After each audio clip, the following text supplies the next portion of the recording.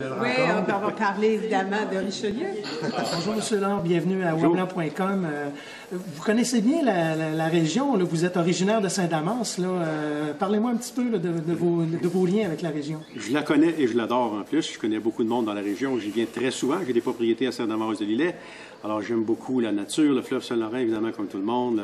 Décrivez-moi un peu votre entreprise, Quincaillerie Richelieu. C'est une entreprise qui a 61 centres de distribution en Amérique du Nord, incluant 3 centres de fabrication. Alors, nous fabriquons beaucoup de produits. Alors, nous distribuons des produits qui sont spécialisés pour les bénisteries, pour ceux qui fabriquent des cuisines, ceux qui fabriquent des meubles, la rénovation commerciale, évidemment, les hôtels, les aéroports, ces choses-là. Les gens qui fabriquent des maisons pré-usinées sont nos clients aussi. Le portes et fenêtres, évidemment, le domaine des véhicules récréatifs aussi. Ce sont des clients Richelieu. Alors, il y a de la quincaillerie dans tous les domaines que je viens de parler. Puis on se spécialise là-dedans. On n'en vend pas de marteau et de tournevis chez nous. On vend des produits spécialisés pour les bénisteries et la rénovation. Donc, on ne voit pas de quincaillerie Richelieu ouvert au grand public, mais c'est vraiment un public, les entrepreneurs, les quincailleries, vous êtes dans le domaine du gros, si on peut dire. Exactement. Alors, on fabrique, on importe et on distribue à ces gens-là, aux fabricants et aux détaillants. Et aussi, nos salles de vente, cependant, sont ouvertes au public qui peuvent visiter. Je recommande à quiconque veut rénover sa cuisine de visiter les salles de vente de nos clients et, bien entendu, la nôtre. Vous avez toutes les nouveautés, dernier cri.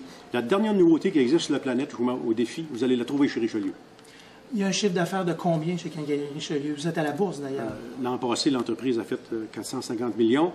Et on a racheté 100 millions de business additionnels récemment, donc on s'en va vers les 550 millions, allègrement, évidemment. Et combien d'employés? 1600 employés, dont 70 sont actionnaires de l'entreprise. Quel a été le moment fort de la croissance de Quincaillerie Richelieu? Ça a toujours été fort depuis 1993. Depuis qu'on est devenu public, on a vraiment mis l'entreprise en mode croissance. On a bâti des équipes. C'est passionnant aussi de bâtir des équipes. On a pris des gens Il y a des gens qui étaient représentants des ventes à l'époque, qui sont devenus des directeurs importants chez nous. On a des gens qui travaillaient dans les entrepôts, qui sont devenus des représentants des ventes ou qui ont monté dans l'entreprise. Alors, l'équipe a grandi par des acquisitions et par l'interne pour en faire ce que nous sommes maintenant. C'est quoi la recette de votre succès, M. Laure? La rigueur, notre plan d'affaires se résume peut-être, on pourrait avoir 3 paragraphes. Un qui s'intitule « Le client », l'autre « L'exécution ».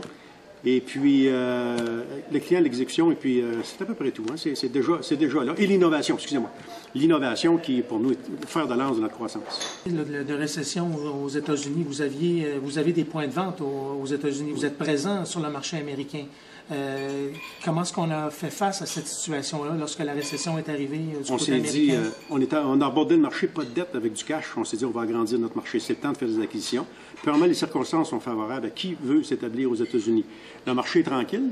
Ce qu'il faut faire, c'est investir pour du positionnement. Alors, les entreprises sont moins chères. Vu qu'ils font moins de profit, on paye moins de goodwill. Le taux d'échange est au pair. Donc, on paye 40 moins cher que là, 4 ans ou 5 ans. Hein. Alors, c'est beaucoup. Alors, on se positionne, on bâtit des bonnes équipes pour la reprise. C'est ce qu'on fait actuellement chez Richelieu. Et ça va bien, là? Ça va très, très, très bien en termes de positionnement. On fait des profits aux États-Unis, pas ce qu'on devrait faire, évidemment. Il faut se positionner pour la reprise. Je le répète et j'invite tout le monde qui veut s'établir aux États-Unis. Pour moi, c'est le temps. Est-ce qu'on pourrait voir un jour Quincaillerie Richelieu s'installer dans la région, créer de l'emploi? Richelieu crée déjà beaucoup d'emplois au Québec. Alors, tout près d'ici, je l'ai mentionné ce matin, on a 2 entreprises à Québec, une à Pintendre, et on a aussi des usines qui travaillent pour Richelieu, qui sont dans 3-4 régions différentes du Québec, qui ne travaillent exclusivement que pour Richelieu, sans compter tous les autres fournisseurs qu'on a, qui nous fournissent des produits qui sont répartis partout à travers la province, que souvent, ça ne paraît pas, mais on s'approvisionne beaucoup local aussi. Vous êtes au courant de la situation à Lillet, de Stryker, la compagnie qui fabrique des lits, qui va fermer. Est-ce que vous y verriez une opportunité d'installer une usine pour fabriquer des produits? Je connaissais pas, j'étais pas au courant de ce fait-là. Je suis désolé pour les gens de Lillet, mais les gens étant très dynamiques là-bas, il va sûrement se repartir une autre entreprise. Richelieu, sa mission n'est pas vraiment de fabriquer, mais évidemment, c'est un domaine que je vais vérifier ce que vous me dites pour voir qu'est-ce qu'ils font ces gens-là. On peut peut-être aider indirectement aussi. Merci beaucoup, M. Laure, pour votre générosité. Ça fait un réel plaisir.